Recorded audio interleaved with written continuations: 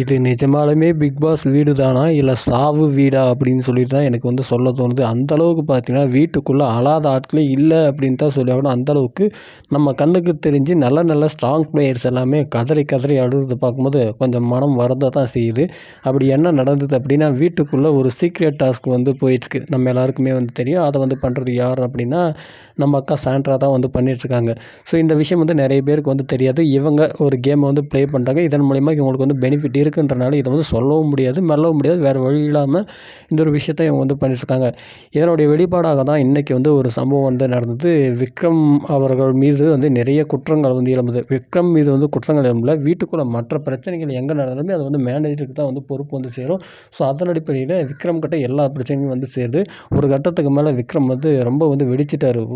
முடியாது, இதுக்கு மேலே முடியாது, என்னவோ பண்ணுங்கள், இது வந்து ஒரு டாஸ்க்கு, இதை வந்து எப்படி ப்ளே பண்ணணும் கூட தெரியல, ஆளாளுக்கு ஒரு மாதிரி பேசுகிறீங்க, சொல்கிறத எவனுமே வந்து கேட்க மாட்டேங்கிறீங்க, ஆளாளுக்கு கத்துறீங்க, யாராவது சொல்கிறத புரிஞ்சுக்கிறீங்களா, நான் அடுத்தவங்களோட இடத்த வந்து நான் எடுத்துக்கணும்னு நினைக்கிறேன்னா எல்லாருக்குமே வந்து ஈக்குவலான ஸ்பேஸ் கொடுத்து எல்லாருமே வந்து நல்லா வந்து மக்கள்கிட்ட ரீச் ஆகணும் அப்படின்னு சொல்லி தான் நான் வந்து நினைக்கிறேன்.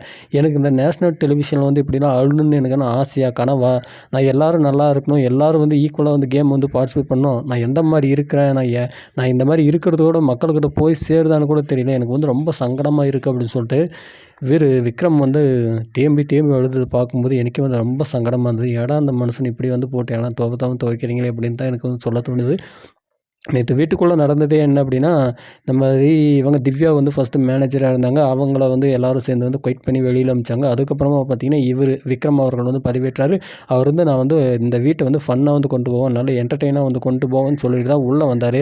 ஆனால் இந்த இடம் அப்படின்றது அதற்கான இடமே வந்து கிடையாது. மேனேஜ் பண்ணணும், அதே மாதிரி வந்து கத்தணும். என்னை கேட்டேன் அப்படின்னா, இந்த மேனேஜர் இடத்துக்கு பார்வதி கொண்டு வந்திருக்கலாம். பார்வதியை கொண்டு வந்திருந்தால் அது இன்னும் ரணகலமாக தான் இருந்திருக்கும். இவர் இருக்கும்போதே, அதாவது விக்ரம் அவர்கள் இருக்கும்போது பொறுமைசாலியே இந்த அளவுக்கு வந்து திணறாருன்றப்ப பார்வதிலாம் இருந்தாங்க அப்படின்னா வீட்டே வந்து 4 துண்டாக உடச்சி போட்டிருப்பாங்க.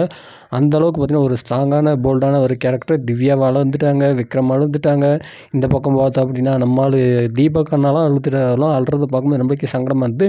என்னடா ஆச்சு, எதுக்குடா தீபக் அழுதாருன்னா, இந்த மாதிரி இவர் வீட்டுக்குள்ளே சண்டை போட்டு இருக்காங்க, அவங்கள யாருமே வந்து கேர் பண்ணல அப்படின்றனால இந்த விஷயத்தை பார்த்து ரொம்பவே வந்து வெக்ஸ் ஆகிட்டாரு. இங்கே இருக்கிறதுக்கு எனக்கு வந்து ரொம்ப ஒரு அன்ஈஸியாக ஃபீல் ஆகுது, ரொம்ப வந்து ஒரு கூச்சமாக இருக்குது, வீட்டுக்கே கூட போயிடலாம், இங்கே என்னத்துக்கு நம்ம இருக்கணும், இவங்க எல்லாருமே வந்து ஒரு மாதிரி இருக்காங்க, டாஸ்கில் இருக்காங்க, நம்ம சும்மா உள்ளே வந்திருக்கோம், நம்ம உள்ளே வந்ததே தப்பு, இது ஒரு கேமு, அவங்களுக்குள்ளேயே வந்து அவங்க ஏதாவது பிளான் பண்ணியிருந்தாங்கன்னா கூட பரவாயில்ல, நம்மளை கொண்டு வந்து இந்த கேமுக்குள்ளே நம்ம மாட்டி நம்மளை அசிங்கப்படுத்துகிறாங்க, கம்முன்னு வந்து வீட்டுக்கே போயிடலாம் அப்படின்னு சொல்லிட்டு உள்ளே வந்து புலம்பிட்டுருக்காரு. வெளியே பார்த்தீங்கன்னா இந்த ஸ்டார் கொடுப்பாங்கள்ல, ஸோ அந்த மாதிரியான விஷயம் நடக்கிறதுக்காக லிவிங் ஏரியாவில் வந்து எல்லாமே வந்து கூடியிருக்காங்க.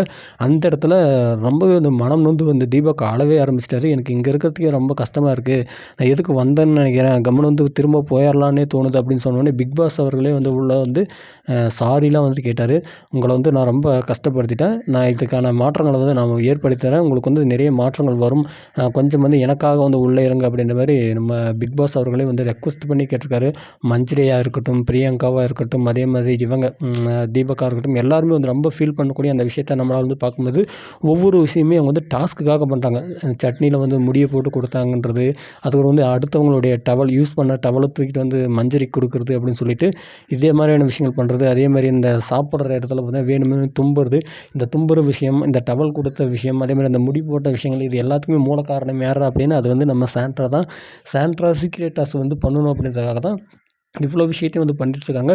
பட் என்ன அப்படின்னா, உள்ளே இருக்கக்கூடிய அந்த நபர்களுக்கு வந்து தெரியல, என்ன ஏதுன்னு சொல்லி தெரியாமல் அவங்க வந்து எல்லாருமே இருக்காங்க. பட் வந்து இது சீக்ரெட் டாஸ்க் அப்படின்னு தெரியும்போது தான் இவங்க மேலே ஒரு நல்ல ஒப்பீனியன் வரும். என்னை கேட்டேன் அப்படின்னா, அந்த நாமினேஷன் நெக்ஸ்ட் வீக் வரும்ல, அந்த மாதிரி வரும்போது எல்லோரும் வந்து சாண்ட்ராவை தான் வந்து தூக்கி போட்டு பொலன்னு பொழப்பாங்க. சாண்ட்ரா, திவ்யா காலி ஆகிறாங்க. அந்தளவுக்கு பார்த்தீங்கன்னா எக்கச்சக்க வன்மங்களை தற்போது வீட்டுக்குள்ளே வந்து உருவாக்கி வச்சுருக்காங்க.